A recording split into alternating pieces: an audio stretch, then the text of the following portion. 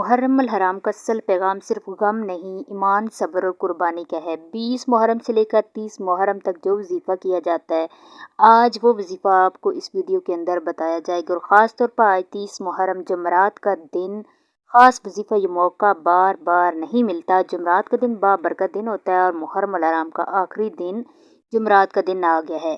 اس دن یہ وظیفہ لازمی کر کے آزمائیں، اور یہ ایک ایسا وظیفہ ہے جس کے کرنے کے بعد جو بھی دعا اللہ تعالیٰ سے مانگی جائے وہ ضرور قبول ہو جاتی ہے۔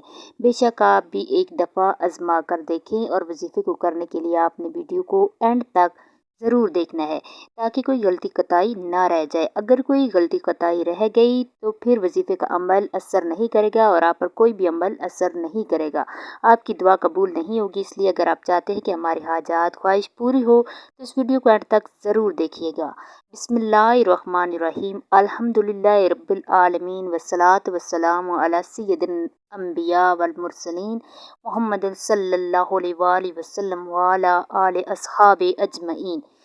ناظرین گرامی، السلام علیکم ورحمۃ اللہ وبرکاتہ۔ آج ہم اسلامی سال کے پہلے مہینے محرم الحرام کے بارے میں بات کریں گے۔ افسوس کی بات ہے کہ بہت سے لوگ محرم کی حقیقت سے ناواقف ہیں، حالانکہ یہ مہینہ اللہ تعالیٰ کے نزدیک نہایت عظمت والا، حرمت والا مہینہ ہے۔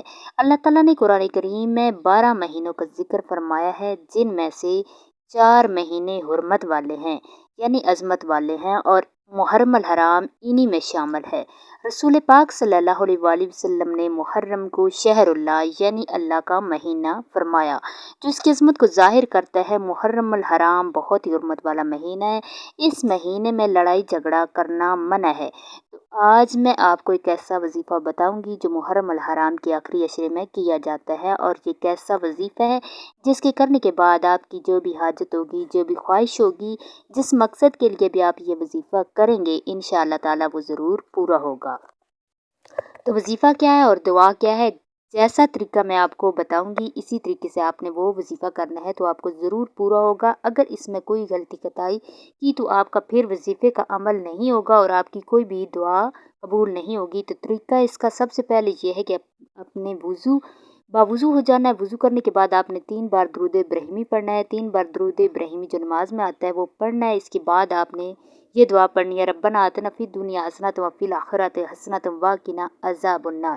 اے ہمارے رب، ہمیں دنیا میں بھی بھلائی عطا فرما، آخرت میں بھی بھلائی عطا فرما، اور ہمیں آگ کے عذاب سے بچا۔ یہ دعا پڑھنی ہے آپ نے 11 بار، 11 دفعہ اس دعا کو پڑھنے کے بعد آپ نے پھر 3 دفعہ درود ابراہیمی پڑھنا ہے۔ درود ابراہیمی پڑھنے کے بعد آپ نے اللہ تعالیٰ سے ہاتھ اٹھا کر، رو کر، گڑ گڑا کر اپنے مقصد کی دعا کرنی ہے۔ آپ کا مقصد چاہے رزق میں اضافہ ہے، کوئی نوکری کا ہے، چاہے آپ کے گھر میں کوئی پریشانی ہے، اس کو دور کرنا چاہتے ہیں، جس مقصد کے لیے بھی آپ یہ وظیفہ کریں گے تو یہ ایک ایسا وظیفہ ہے، یہ ہر حاجت کو پورا کرتا ہے۔ اس کے بعد آپ نے اللہ تعالیٰ سے دعا مانگنی ہے، تو انشاءاللہ تعالیٰ اللہ تعالیٰ آپ کی یہ دعا ضرور قبول فرمائے گا، کیونکہ یہ مہینہ بہت ہی حرمت والا مہینہ ہے، عظمت والا مہینہ ہے۔ اس مہینے میں مانگی گئی دعا اللہ تعالیٰ ضرور قبول کرتا ہے، کسی کی بھی دعا کو رد نہیں کرتا۔ اس مہینے کی سب سے یہی بڑی فضیلت ہے کہ اس میں نفلی روزوں کا بہت زیادہ اجر ہے۔ رسول پاک نے فرمایا کہ رمضان کے بعد سب سے افضل روزے محرم کے روزے ہیں۔ محرم کی 10ویں تاریخ کو یوم عاشوراء کہا جاتا ہے۔ اس دن اللہ تعالیٰ نے حضرت موسیٰ علیہ السلام اور بنی اسرائیل کو فرعون کے ظلم سے نجات عطا فرمائی تھی۔ شکرانے کے طور پر حضرت موسیٰ علیہ السلام نے روزہ رکھا، اور نبی کریم صلی اللہ علیہ وآلہ وسلم نے بھی عاشوراء کا روزہ رکھا اور امت کو اس کی ترغیب دی۔ حدیث میں آیا ہے کہ عاشوراء کا روزہ گزشتہ 1 سال کے صغیرہ گناہوں کا کفارہ بن جاتا ہے۔ اللہ تعالیٰ چاہے تو معاف فرما دیتا ہے۔ اسی مہینے میں نواسۂ رسول صلی اللہ علیہ وآلہ وسلم حضرت امام حسین رضی اللہ تعالیٰ عنہ نے کربلا کے میدان میں عظیم قربانی پیش کی۔ انہوں نے حق، انصاف اور دین کی سربلندی کے لیے اپنی جان اور اپنی اہل خانہ کی قربانی دی، لیکن باطل کے سامنے سر نہیں جھکایا۔ ہمیں چاہیے کہ ہم ان کی قربانی سے صبر، استقامت، تقویٰ اور حق پر ڈٹے رہنے کا سبق حاصل کریں، نہ کہ ایسے اعمال اختیار کریں جن کی تعلیم قرآن و سنت میں نہیں ملتی۔ محرم کا پیغام یہ ہے کہ مسلمان ہر حال میں اللہ تعالیٰ کی اطاعت کرے، نمازوں کی پابندی کرے، سچ بولے، ظلم سے بچے اور نیک اعمال میں اضافہ کرے۔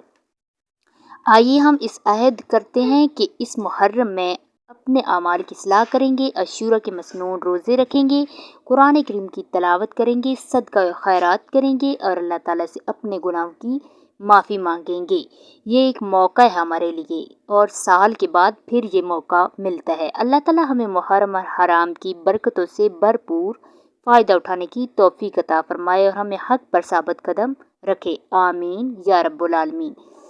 اگر آپ کو یہ ویڈیو پسند آئی ہو تو اسے ضرور شیئر کریں اور مزید اسی طرح کی اسلامی معلوماتی ویڈیو حاصل کرنا چاہتے ہیں تو ہمارے چینل ایمانی وظائف آفیشیل کو ضرور سبسکرائب کریں تاکہ ہر روز نئی آنے والی ویڈیو آپ تک بر وقت ٹائم پہ پہنچتی رہے اور اللہ تعالیٰ کے 99 ناموں میں سے ایک نام کمنٹ باکس میں ضرور ٹائپ کریں۔